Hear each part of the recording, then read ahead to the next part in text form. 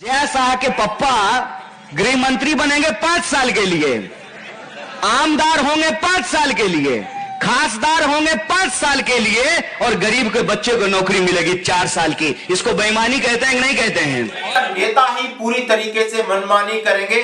क्या गरीब का बच्चा हो, किसान का बच्चा हो, मजदूर का बच्चा हो जो सेना में जाता है और वो सेना में जाता है पेट भरने के लिए, देश की रक्षा करने के लिए, फिर वहां से भागता है, इन सारे सवालों के जवाब आपको लेकर आए दोस्तों। संसद में बड़ी बहस, आखिर सेना के अंदर नौजवान जल्दी फौज क्यों छोड़ रहे हैं, आखिर क्या है उन्हें तंगी, इस बात के ऊपर बहस हुई और इस बहस का जवाब दिया है एक ऐसे युवा नेता ने कि बोलती बंद कर दी है नेताओं की। हाँ जी दोस्तों, सबसे पहले मैं आपको बात बताऊंगा कि संसद में बहस क्या हुई। संसद में बहस हुई कि लोग इतनी जल्दी वर्दी से मोह भंग क्यों हो रहा है, चाहे वो अर्धसैनिक बल है या सैनिक बल है, वो सेना की भर्ती हो या अर्धसैनिक की बल, उनके ऊपर क्यों ऐसा हो रहा है कि नहीं वो छोड़ना चाहते हैं।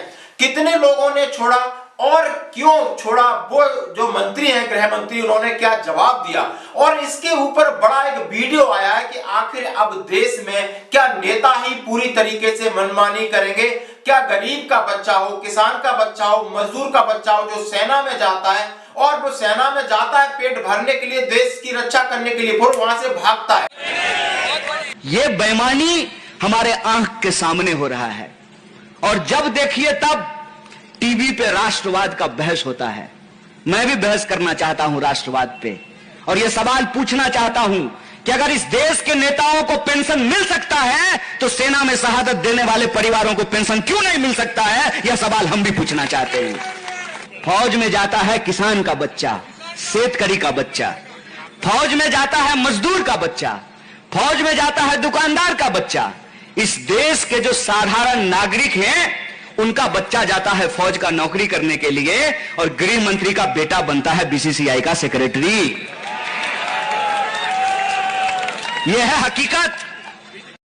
इन सारे सवालों के जवाब आपको लेकर आए दोस्तों। सबसे पहले मैं आंकड़े बताता हूं कि जैसा कि संसद के अंदर सवाल पूछा गया गृह राज्य मंत्री जी से कि पैरामिलिट्री फोर्सेस में आप बताइए कि कितने लोग हैं जो कि फौज छोड़ना चाहते हैं, जबकि उनकी सर्विस लगभग 50-58 साल वो सर्विस कर सकते हैं। चाहे इंडियन आर्मी और लोग क्यों प्रीमेच्योर जाने के लिए बेताब हैं, आखिर क्या बात है। उन्होंने आंकड़े बताए कि आसाम राइफल में 46,000, बीएसएफ में 21,860, सीआरपीएफ में 12,893, सीआईएसएफ में 3,012, आईटीबीपी में 2,281, एसएसबी में 1,738 और सेना में तमाम लोग प्रीमेच्योर जा रहे हैं और स्वेच्छा से सेवानिवृत्त हो रहे हैं, नहीं करनी नौकरी।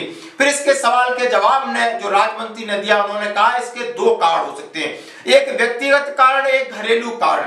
यानी इनका बेहुदा जवाब सुनिए। व्यक्तिगत कारण है कि वो अपनी फैमिली से दूर रहते हैं और तमाम प्रकार की समस्याएं माँ बाप की, बीवी बच्चों की इस प्रकार होते हैं।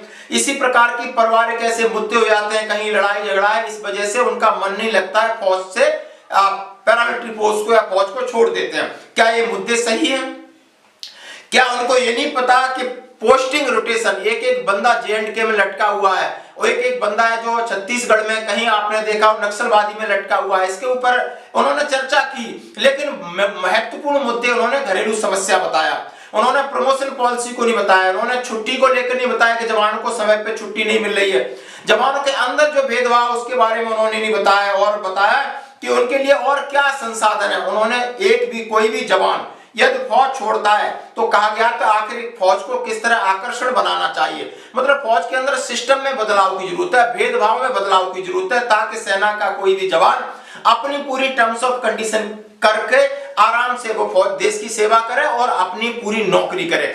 लेकिन ऐसा नहीं है, ऐसा नहीं। इसके ऊपर कई बार विचार मंथन किए गए कि नहीं, जवानों को 100 दिन छुट्टी पूरी मिलेगी, फैमिली से मिलने का टाइम मिलेगा, उनको छुट्टी समय पे मिलेगी, आराम मिलेगा, ड्यूटी का रूटीन होगा, प्रमोशन पॉलिसी में बदलाव होगा। लेकिन आज तक कोई बदलाव नहीं हुआ है। जैसे आर्मी में लोग इंतजार कर रहे हैं कि कब प्रीमेच्योर का कोटा भरे और मैं फौज छोड़कर चला जाऊं, भले उन्हें वन पेंशन का फायदा ना मिले।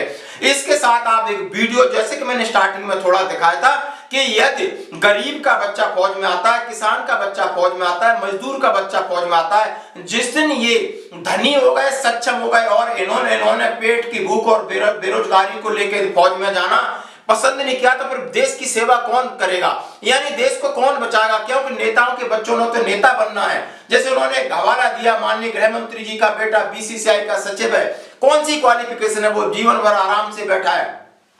नेता का बच्चा नेता है, बिजनेसमैन का बच्चा बिजनेसमैन है, क्रिकेटर का बच्चा क्रिकेटर है, फिल्म इंडस्ट्री के बच्चे उनके बच्चे अपनी अपनी दुनिया में। लेकिन देश की जिम्मेदारी किसकी है? अब जब देश की जिम्मेदारी एक मजदूर और किसान का बच्चा उठा रहा है, वो सेना में जाता है और अपना बलिदान देता है, क्या उसके लिए पेंशन बंद कर देनी चाहिए? क्या उसकी मांगों को ध्यान नहीं देना चाहिए था? और ये युवा नेता कन्हैया कुमार बखूबी जानते हैं और नेताओं पर प्रहार कर रहे हैं। बोलती बंद करके रखी। उन्होंने कहा है कि जरा एक बार झांकिए कि गरीबी क्या होती है, बेबसी मजदूरी क्या होती है। जो लोग विलिंग होकर देश की सेवा कर रहे हैं, आप उनका सम्मान नहीं कर रहे। इधर आने वाले कल में इनके पास भी पैसा हो गया, इनका भी सिस्टम सही हो गया, फिर देश की रक्षा कौन करेगा? बड़ा सवाल है। धन्यवाद।